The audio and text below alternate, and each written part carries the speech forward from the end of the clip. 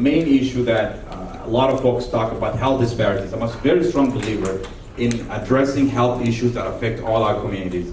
And if people are able to speak a language that they can understand, they can relate to the medical doctor directly.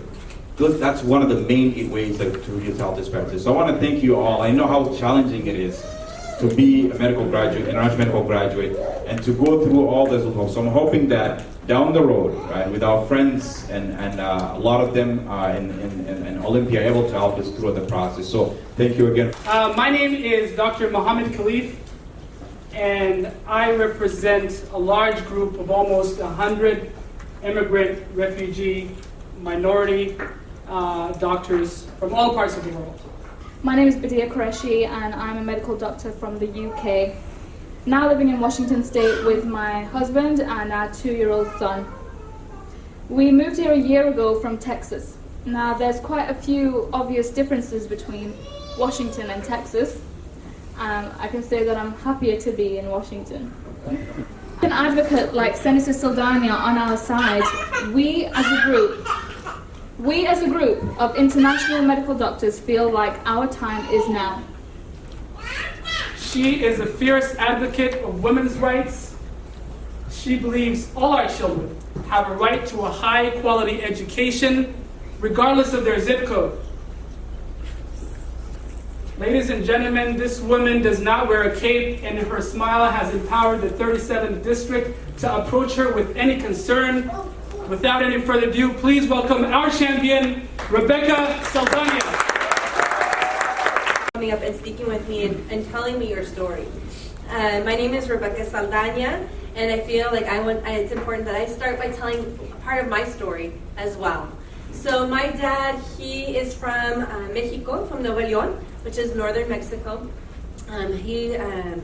His father was killed when he was a child, and so his mother came to the border with 5 children, all under the age of about 6, and crossed the border and worked in fields and cared for children of the farmers.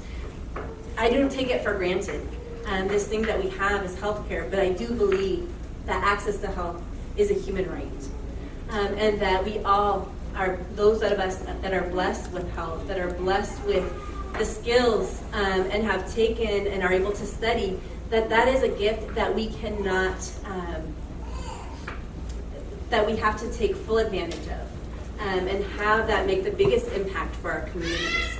And so when this issue came before me, I have to say I was not well informed, and I still am learning about how and where the barrier is that we need to overcome so that our communities can benefit from the rich experiences that each of you brings, both in terms of from your home countries, from the language, from the culture, and from the education that you receive.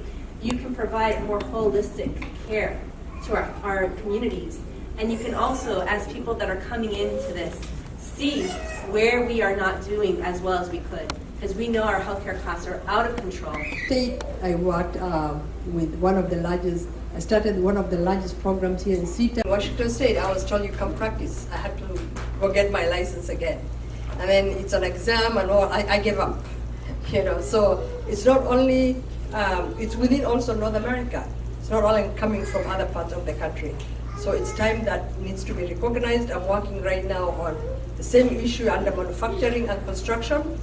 And hopefully a lot of people are coming, a lot of Iraqis and Afghanistans and people from Middle East are coming in as engineers in this country. And it's very difficult to see them working as a case manager, cab drivers.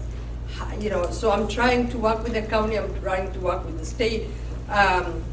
Recently we placed about 32 people.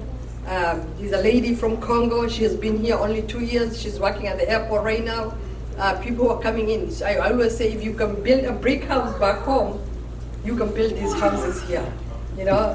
So it's a matter of learning the skills. So Ahmed, thank you so much.